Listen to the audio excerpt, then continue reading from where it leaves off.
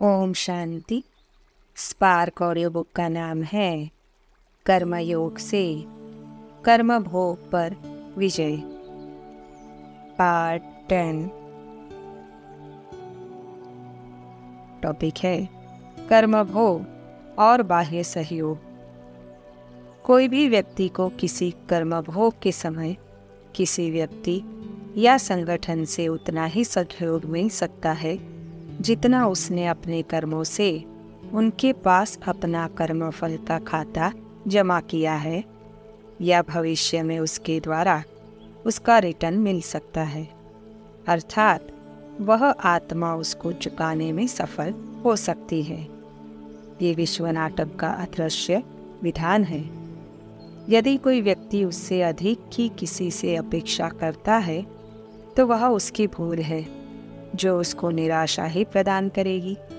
सच्चा योगी अर्थात जिसका परमात्मा से यथार्थ योग है, वह कब किसी व्यक्ति या संगठन से ऐसी अपेक्षा नहीं करते हैं। वे परमात्मा पर विश्वास रखकर सदा निश्चिंत रहकर अपनी साधना करते हैं, जिससे उनका निरंतर सत्कर्मों का खाता जमा होता रहता है, जो समय पर उनका सहयोग स्वतः ही करता है।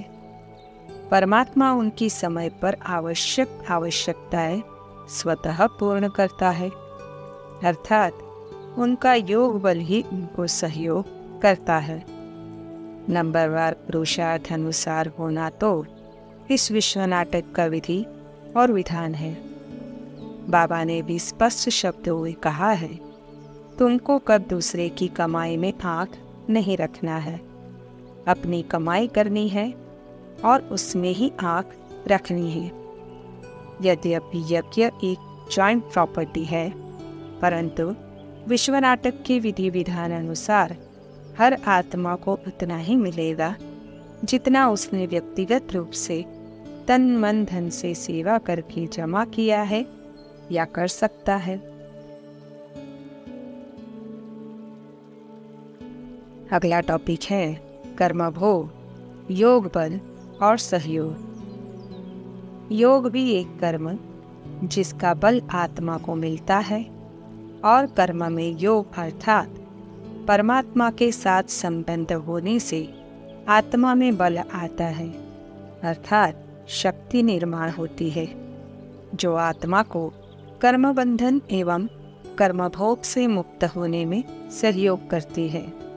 जब आत्मा परमात्मा की मधुर याद में होती है तो उसकी मन बुद्धि एकाग्र होती है, जिससे बुद्धि में यथार्थ टचिंग होती है, यथार्थ निर्णय होता है, जिस अनुसार आत्मा पुरुषार्थ करके कर्म भोग और कर्म बंधन से सहज मुक्त हो जाती है। जब आत्मा में आत्मिक शक्ति होती है और यथार्थ ज्ञान होता है तो उसको परमात्मा की याद स्वतः आती है, और जब आत्मा को सर्वशक्तिवान परमात्मा की याद आती है तो उसकी आत्मिक शक्ति बढ़ती है, जो आत्मा को कर्म भोग के समय उससे मुक्त होने में सहयोगी बनती है। अपना योग बल ही आत्मा को कर्म भोग के समय सहयोग करता है और अन्य को भी सहयोगी बनाता है।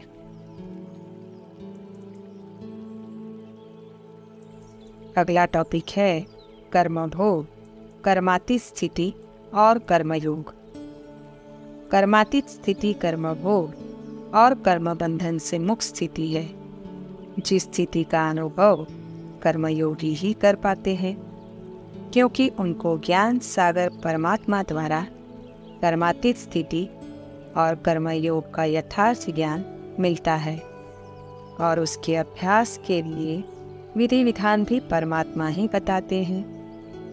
कर्मातीत स्थिति अर्थात कर्म भोग, कर्म बंधन और कर्म संबंध, कर्म फल से मुक्त स्थिति, जो आत्मा की परम धाम में ही होती है, परंतु आत्मा कर्मयोग का पुरुषार्थ करके संगम युग पर उस स्थिति का यहाँ अनुभव अवश्य करती है, और जो उसका जितना अधिक समय तक और अधिक अच्छा अनुभव करता है, वह उतना ही कर्म भोग और कर्म बंधन से सहज मुक्त हो जाता है तथा भविष्य के लिए श्रेष्ठ कर्मफल और कर्म संबंध का खाता जमा करने में समर्थ होता है। यथार्थ और सदाकाल की कर्मातीत स्थिति तो आत्मा की अंत में ही होती है। जब आत्मा परमधाम जाती है, उससे पहले उस स्थिति का अनुभव आत्माएं अशरीरीपन के सफल अभ्यास से कर सकती है। ये देह में रहते देह से न्यारी कर्मातीत स्थिति का अनुभव परमानंदमय होता है। द्वापर से लेकर आत्माओं के जो भी कर्म है, वे कर्म बंधन के ही निमित्त बनते हैं, क्योंकि उनके फल स्वरूप आत्माएं दुख भोगती है।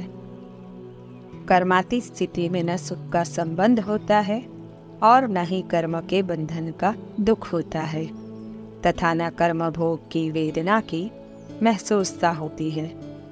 आत्मा के द्वारा न कोई कर्म होता है और न कर्म का संकल्प होता है। वह निरसंकल्प स्थिति होती है, जिसको हठ योग में निरसंकल्प समाधि के नाम जाना जाता है और ज्ञान मार्ग में बीज रूप स्थिति या कर्मातीत स्थिति के रूप में जाना जाता है। कर्मातीत अर्थात लौकिक और अलौकिक कर्म और संबंध दोनों में स्वार्थ भाव से मुक्त। दूसरा, पिछले जन्मों के कर्मों के हिसाब किताब और वर्तमान जीवन के कमजोर स्वभाव संस्कार इस बंधन से भी मुक्त। तीसरा, पुरानी दुनिया में इस पुराने अंतिम शरीर में किसी प्रकार की व्याधि जो श्रेष्ठ स्थिति को हलचल में लाए, उससे भी मुक्त। अव्यक्तवाणी की डेट है 18 जनवरी 1987।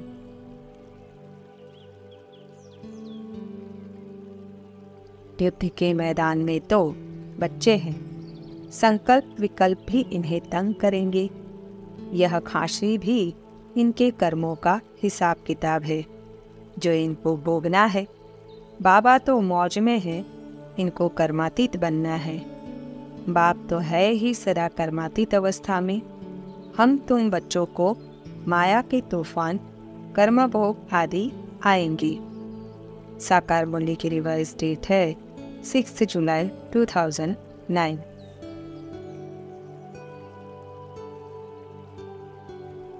इस रथ को कुछ होता है तो तुमको फीलिंग आएगी कि दादा को कुछ हुआ है। बाबा को कुछ नहीं होता है, इनको होता है। ज्ञान मार्ग में अंधश्रद्धा की बात नहीं होती है। दादा भी पुरुषार्थी है, संपूर्ण नहीं है। साकार मुरली की रिवाइज डेट है 6 जुलाई 2009।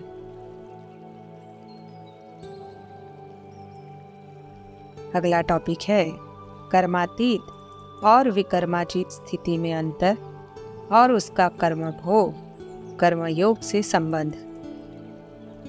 कर्मातीत अर्थात कर्मों से अतीत, बीज रूप स्थिति अर्थात मुक्त अर्थात निरसंकल्प स्थिति। विकर्मातीत अर्थात जीवन मुक्त स्थिति अर्थात निर्विकल्प स्थिति अर्थात विकर्मों से मुक्त और शुभ कर्मों में प्रवृत्त स्थिति। अपने आत्मिक स्वरूप में स्थित आत्मा ही कर्मातीत और विकर्मातीत स्थिति का अनुभव कर सकती है। इसका ज्ञान भी अभी ही परमात्मा ने दिया है और उसको पाने का विधि विधान भी बताया है। भक्ति मार्ग में मुक्ति, जीवन मुक्ति, निरसंकल्प निर्विकल्प समाधि आदि के रूप में वर्णन तो है, परंतु उसका यथार्थ ज्ञान और उसके विधि विधान का ज्ञान नहीं होता है। माया पर जीत पाकर कर्मातीत अवस्था में जाना है। पहले पहले तुम आए हो कर्म संबंध में, उसमें आते आते फिर आधा कल्प बाद तुम कर्म बंधन में आ गए। पहले पहले तुम पवित्र थे, न सुख का कर्म बंधन न दुख का। मुझे याद करो तो तुम्हारे पाप मिट जाएंगे और तुम मेरे पास घर में आ जाएंगे। साकार मुरली की रिवाइज डेट है 11th जनवरी 2005।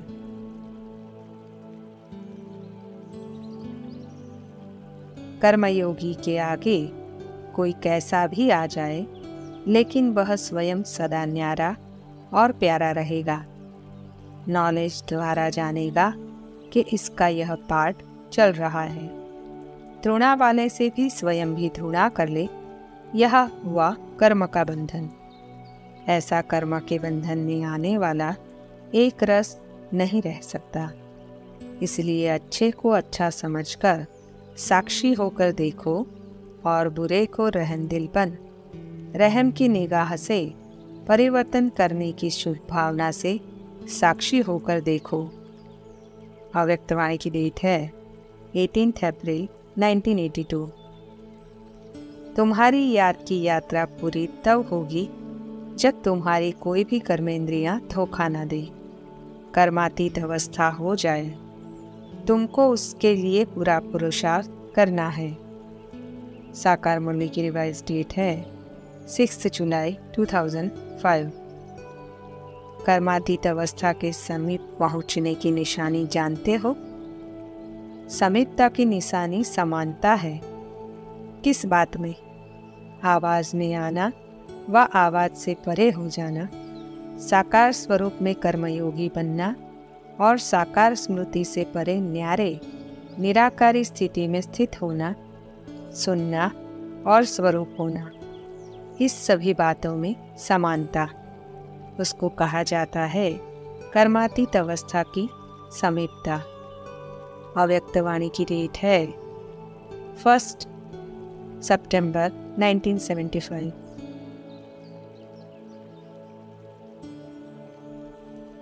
परमात्मा पतित पावन है।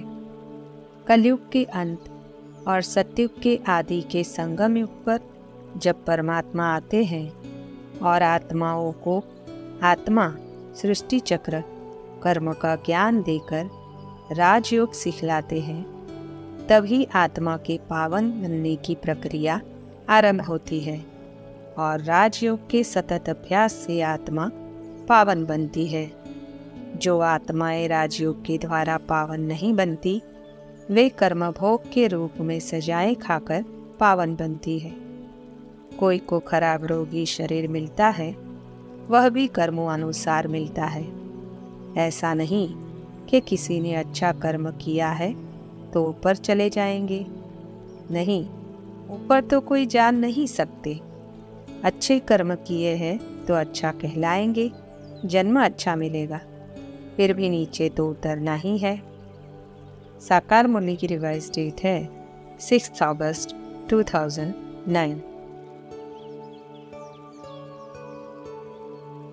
अगला टॉपिक है कर्मभोग, कर्माती स्थिति और पुराने दुनिया के विनाश का संबंध। जब आत्मा पावन होती है तो उसके लिए दुनिया अर्थात प्रकृति भी पावन चाहिए। जैसे बाबा उदाहरण देते हैं कि जैसा व्यक्ति होता है वैसा ही उसका फर्नीचर होता है। जब आत्माएं कर्मातीत अर्थात पावन बन जाएगी तो वे पतित दुनिया में रह नहीं सकती। उनके लिए दुनिया भी पावन चाहिए। जब दुनिया पावन बनेगी तो पतित दुनिया का विनाश भी अवश्य होगा। इस प्रकार देखिए तो कर्मातीत स्थिति ही विनाश का आधार है। जो आत्माएं कर्मयोग के सफल अभ्यास से विनाश के पहले कर्मातीत बनेगी, वे ही पावन दुनिया में पहले जाएगी। और जो विनाश के आधार पर पावन बनेगी अर्थात अंत समय सजाए खाकर कर्म भोग का खाता पूरा करके कर्मातीत बनेगी, वे अंत में जन्म लेगी। अगर ज्ञान की धारणा हो तो वह नशा सदा चढ़ा रहे। नशा कोई को बहुत मुश्किल चढ़ा रहता है। मित्र संबंधी आदि सब तरफ से याद निकालकर एक बेहद की खुशी में ठहर जाए, यह है बड़ी कमाल। हाँ, यह भी अंत में होगा। पिछाड़ी में सब कर्मातीत अवस्था को पा लेते हैं। साकार मुरली की रिवाइज डेट है 9 फरवरी 2005।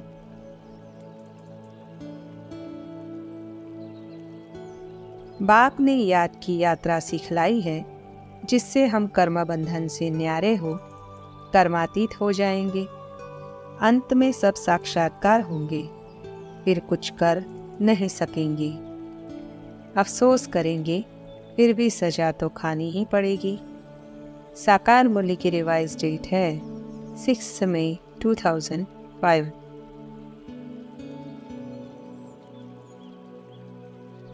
ऐसा संकल्प विमर्श होना चाहिए कि अब सर्व आत्माओं का कल्याण हो। सर्व तड़पती हुई दुखी और अशांत आत्माएं वरदाता बाप और बच्चों द्वारा वरदान प्राप्त कर सदा शांत और सुखी बन जाए और अब घर चले। यह स्मृति समय की समीपता प्रमाण तेज होनी चाहिए, क्योंकि इस संकल्प से ही और इस स्मृति से ही विनाश ज्वाला भड़क उठेगी और सर्व का कल्याण होगा। अव्यक्तवाणी की डेट है 3 फरवरी 1974।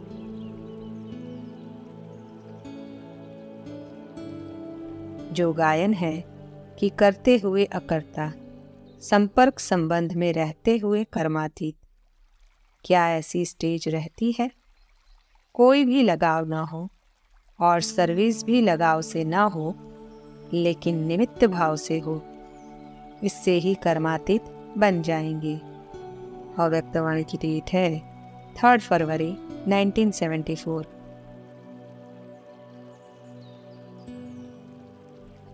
स्टडी पूरी तब होगी जब विनाश के लिए सामग्री तैयार होगी। फिर समझ जाएंगे कि आग जरूर लगेगी। पिछाड़ी में कर्मातीत अवस्था होनी ही है। इस समय किसकी कर्मातीत अवस्था होना असंभव है। कर्मातीत अवस्था हो जाए फिर तो यह शरीर भी न रहे। साकार मुरली की रिवाइज डेट है 29 जून 2005।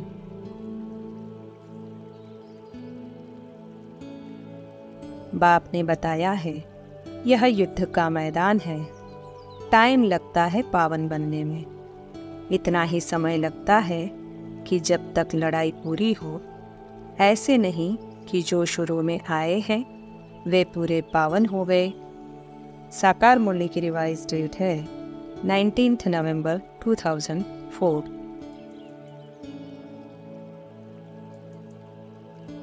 जब निराकारी दुनिया से सब आत्माएं आ जाएगी, तब तुम इम्तिहान में नंबरवार पास हो जाएंगे। आत्मा पतित तो शरीर भी पतित मिलता है। ज्ञान चिता पर बैठने से तुम सतो प्रधान बन जाएंगे। ज्ञान सागर बाप के सिवाय ज्ञान चिता पर कोई बिठा न सके। साकार मुरली की रिवाइज डेट है 3 अगस्त 2009। वर्तमान समय अंतिम समय है। आत्माओं का सारा हिसाब किताब चुकतो होना ही है। इसलिए कर्म भोग का आना अवश्य संभावी है। कोई भी उससे बच नहीं सकता, परंतु उस कर्म भोग पर कर्मयोग से विजय पाई जा सकती है। कैसे पाए, वह ज्ञान परमात्मा ने दिया है। जो अपने आत्मिक स्वरूप को यथार्थ रीति जानकर इस देह से न्यारे अपने आत्मिक स्वरूप में स्थित होने का सफल अभ्यास करेगा, वह कर्म भोग होते भी उसकी वेदना से मुक्त रहेगा। समय कितना समीप पहुंचा हुआ दिखाई देता है। समय के साथ संपूर्ण स्वरूप का लक्ष्य भी सामने रहता है। समीप का लक्षण क्या होगा? आप भी ऐसे अनुभव करेंगे कि यह शरीर जैसे कि अलग है, हम इसको धारण करके चला रहे हैं। अव्यक्तवाणी की डेट है 29 मई 1970।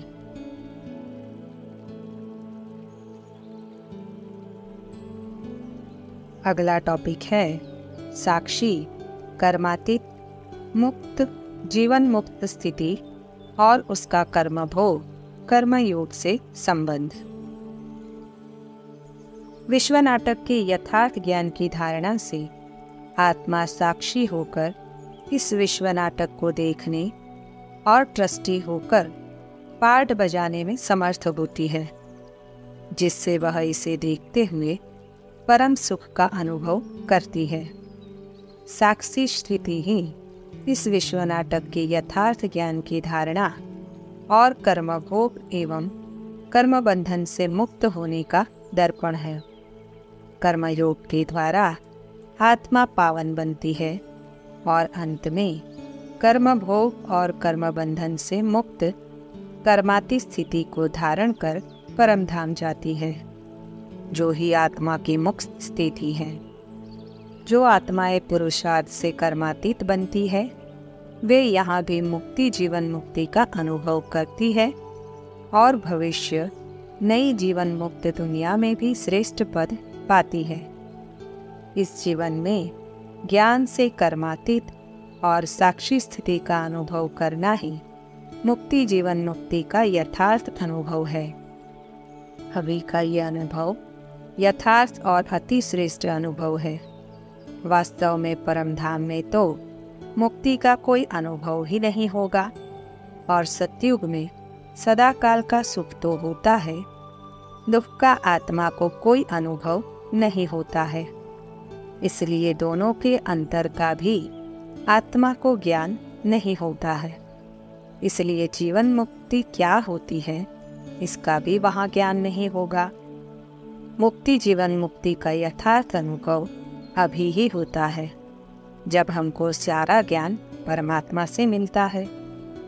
विश्व नाटक के यथार्थ ज्ञान की धारणा और कर्मयोग के सफल अभ्यास से ही साक्षी और कर्माती स्थिति का अनुभव होता है।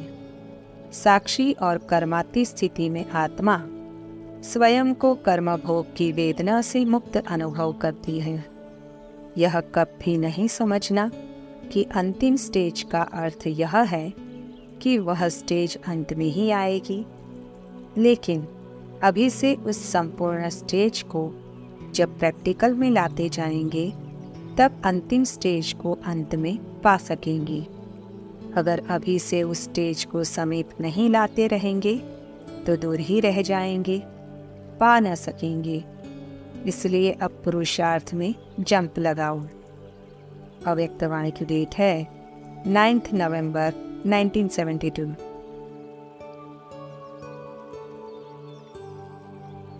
इस देह के भान को भी अर्पण करने से जब अपनापन मिट जाता है तो लगाव भी मिट जाता है। ऐसे समर्पण होने वाले की निशानी क्या रहेगी? एक तो सदा योग युक्त और दूसरा सदा बंधन मुक्त। जो योग युक्त होगा वह बंधन मुक्त जरूर होगा। योग युक्त का अर्थ ही है देह के आकर्षण के बंधन से भी मुक्त। अव्यक्तवाणी की डेट है 25 मार्च 1971।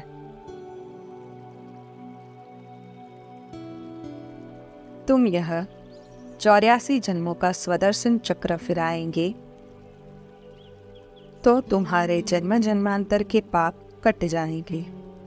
चक्र को भी याद करना है। यह ज्ञान किसने दिया उनको भी याद करना है। बाबा हमको स्वदर्शन चक्रधारी बना रहे हैं। बाप को याद करने और स्वदर्शन चक्र को फिराने से ही तुम्हारे पाप कटते हैं। साकार मुरली की रिवाइज डेट है 12 अक्टूबर 2004।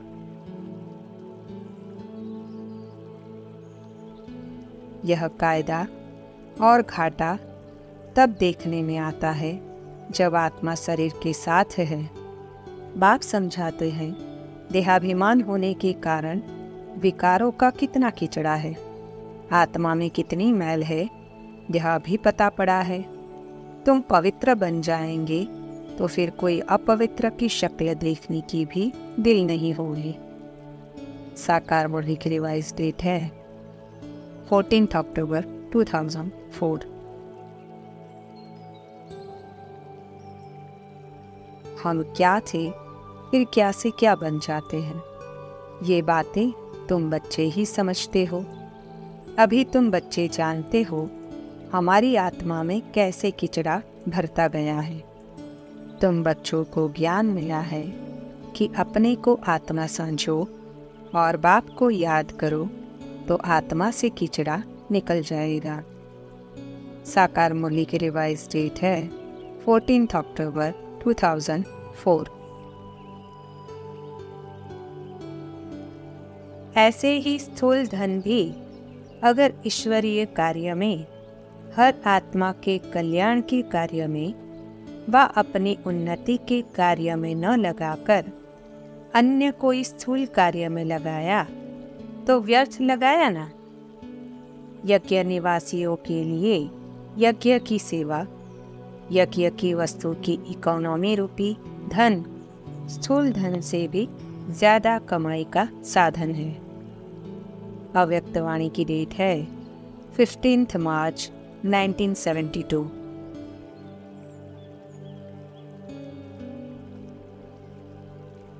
ओम शांति।